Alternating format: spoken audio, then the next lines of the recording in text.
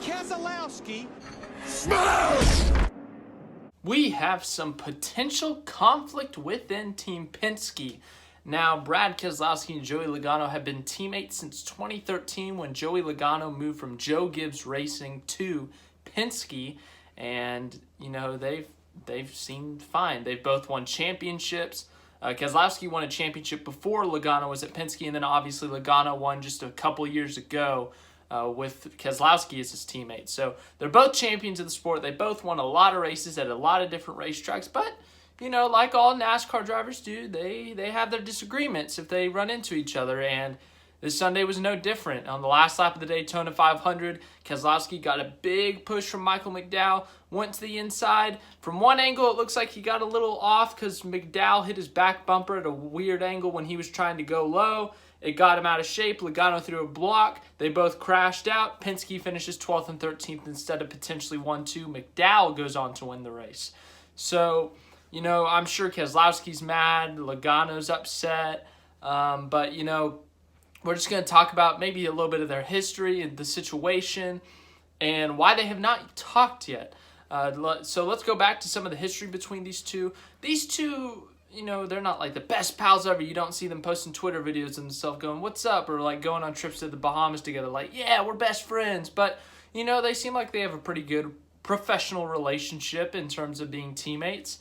But, the first instance I really thought of them kind of having some butting heads a bit was last year during the Clash. Remember, during the Clash last year, I think Logano was a little bit too aggressive on the back bumper of Kyle Busch, got Kyle Busch loose, crashed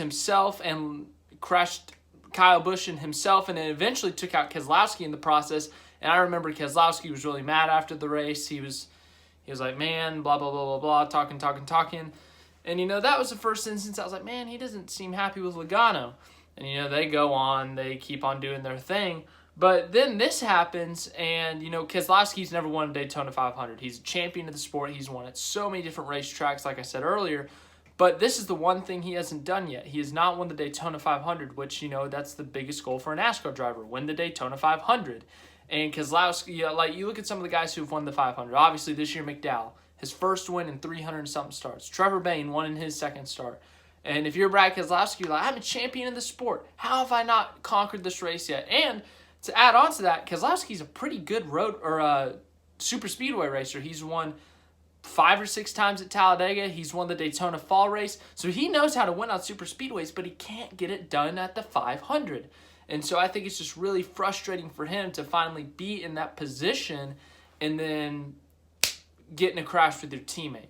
As for the reason that they're not talking, it's not like they're mad and they're not talking to each other. Joey Logano had a media availability session this morning, and Logano seemed optimistic about it, so that's good, but he said they had not talked about the incident yet. Of course, today is Friday. This incident happened on Sunday, so it's been 5 days since the incident happened, and they have still not talked about it. I don't know if they've been in team meetings together and just kind of like, stared at each other, not saying anything, or if they, under their breath are like, "Oh, what's up, idiot?" or something like that. I don't know what they've been saying in terms of team meetings, but they have not yet talked about the incident. I really don't know if this just means they haven't talked about at all, or if they haven't talked about the incident.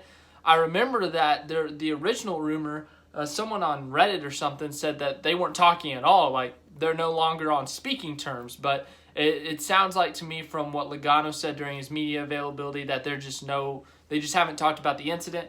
Logano said, "The analogy I used on SiriusXM a minute ago, it's a marriage. When you're married to someone, you have to figure it out. You're married. You don't just leave. You get married, it's supposed to be forever, so when you have conflict or you have a difference of opinion or whatever you have to talk about it, you're forced to. You can't just roll it up under the rug, right? It's just not going to work. It's not healthy. People do that. It's just not healthy to do. So that's kind of the situation here, where I will be forced and he will be forced to work with me. We're still teammates. We still have to figure this out. We may not have to agree on everything, but we at least have to find a way to move forward, and that is going to be the approach for me to do because going back to the 400 men and women that work at Team Penske, we owe it to them to figure this out, and we will fix it." So, something else Logano talked about during his media session was he was saying that, it's always disappointing to lose a race like that, but to lose a race when you had your team 1 and 2, and the Daytona 500 is the highest paying race. He said the team gets a bonus if they win the 500, everyone at Team Penske. And so for both of them to be 1 and 2 going to turn 3 on the last lap and then them both crash out, that was extremely disappointing, not just for the drivers, but for everyone at Team Penske. So he was saying for their sake, they got to figure it out. And another thing he pointed out, you look at past instances with Joey Logano, Chase Elliott, there's been some, not retaliation in terms of intentionally, we've seen that, but, last year, Elliott crashes Logano at Bristol, it cost them both the win. And then we go to Homestead, and Logano holds up Elliott when he's getting lapped, and it costs Elliott the win, something like that. Well, you can't really do that with your teammate because you're going to make your team owner really mad, and you're going to make the people working on your car really mad. So let's say next week when we go to, or this weekend when we go to the Daytona road course, Logano, or Keselowski gets in a wreck early on, and he has some damage. He's getting lapped by Logano, who's leading. If Keselowski holds him up and it costs Logano the win, Roger Penske's not going to be happy. And the guys who turn the screws and, change the tires on the cars, who do all the tweaking on the engine, they're not going to be happy with both those guys. I'm sure they have guys that work on all 3 cars at Team Penske, look at everything, just have a general overview. And, sometimes these teams get switched up a bit, and they're not going to be happy with the drivers. So they can't really retaliate. They can't stay mad at each other, and that's the point that Logano's making. And I agree with it. I think that if you look at this from a team perspective, you really can't stay mad. If you want to talk about it, then yeah, you can be mad at each other. You can say, I thought you were an idiot for doing that, but you really can't retaliate on the racetrack. I think you could say something maybe like, hey, you're stupid. Why'd you do that? And he's like, yeah, I guess I was stupid. And, talk it out. Like, just let it out if you want to over an hour phone conversation or something. But taking it out on the racetrack when your teammates is not the right move because you're going to end up screwing all of Team Penske, right? So that is not the result or the resolution to this conflict. But, something else that I just wanted to look at real quick, we got different perspectives on the right, different perspectives on all of that, is what if, like, Brad Keselowski's, like, just furious at Logano and just can't stand him anymore. Keselowski's contract is up at the end of the year. What if he left Team Penske because of this? What if Keselowski said, you know what, I'm tired of dealing with this dude, I'm going to get out of here? Well, where would he go? Would he go to an open spot like an SHR car? I think the 10 contract might be up after this year. What if he goes to a Hendrick car? I think Bowman's contract is up after this year. What if he goes to a new race team like 2311 is reportedly opening a second car? What if he goes there? 2311, I'm sure they would love a veteran who knows how to win to step into one of their cars and help that team. So, if this does become something really big and to the point where they can't work together, I would not be shocked to see Keselowski leave. But at the same time, I think these two can tolerate each other. I really do think that they'll be all right at the end of the day. I don't see them going to a point where they don't talk to each other anymore. I don't see that happening.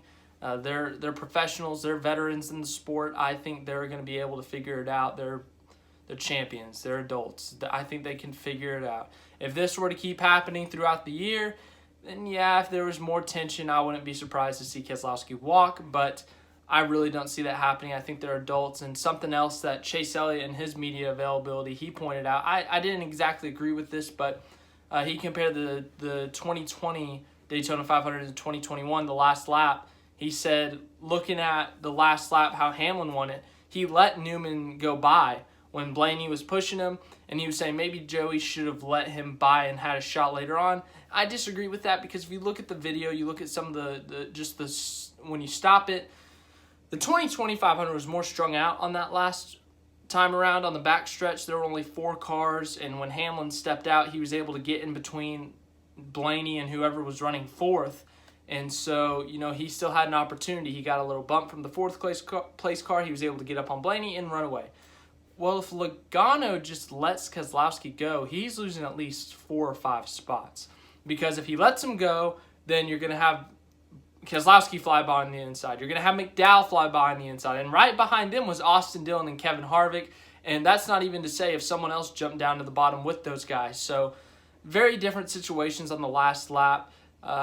It's like I said during my Sunday post-race video, Logano was screwed there. There was once they started backing up and they got enough of a run, Logano was screwed. If he throws a block like he did, he crashes. If he waits, if he tries to side draft, he might crash. If he lets him go, he's lost his chance because 4 or 5 guys are going to blow by him. He was screwed. There was no way he was winning that race. By the time they started stacking up like that, it was just Logano was screwed. And I think he thought, all right, I'm going to win. I don't care if that's my teammate. And he went to block. Keselowski was already out of shape, and then he made contact with Logano, and they both wrecked. That's just my opinion on it. But overall, yeah, I think there's some tension there. To just kind of wrap up this video, yeah, I think there's some tension there in terms of Keselowski versus Logano, but I think they'll get over it. I think they'll be fine. As long as they don't knock each other out anymore the rest of the year, I think they'll be fine. Keselowski, he's wanted this Daytona 500 for so long. To get wrecked by a teammate, I'm sure he's not happy about, but I think he'll get over it. I really do. They may have some words for each other behind closed doors, but I don't see any type of retaliation happening on the racetrack. They're both adults, so I really don't see any type of, not talking to each other anymore overall. I don't see that happening. I think they'll get over it maybe in a couple weeks. Maybe it'll take Keselowski a little longer to get over it because he has not won. Logano has won a 500. Maybe Keselowski, it might take a little bit more time for him to get over it, but I think they'll work it out. But if it does get worse, I could see Keselowski leaving Team Penske. But other than that, I got nothing else for you today. Alvin Kamara, the running back for the Saints, he is now sponsoring a race car. He's sponsoring the 6 in the Xfinity Series, Ryan Vargas, with his juice company, I think. Yeah, I thought that was pretty cool. We've seen a lot of new owners come into NASCAR the past couple of years. Obviously, Michael Jordan, Pitbull, and now we're having Alvin Kamara, a high quality star in the NFL, sponsoring a race team. That's pretty cool, but I don't know. I thought that was interesting. But as for everything else, I mean, I don't really see anything else to talk about, but yeah, that's kind of what's going on in Penske's team. As I said, Logano's media availability really cleared some of it up. With all the rumors circulating around, people blow things out of proportion, so people were assuming this, assuming that, and he had about a 20-minute media availability, and the majority of the questions were around the Daytona 500. He really kind of cleared some of those things up in terms of saying, yeah, we haven't talked about the incident, but, he didn't sound like, oh, me and Brad aren't talking, grrr, something like that. It seemed like they were all right, that they had talked or something about whatever this week's race is. But yeah, speaking of this week's race, I guess it's the Daytona Road Course.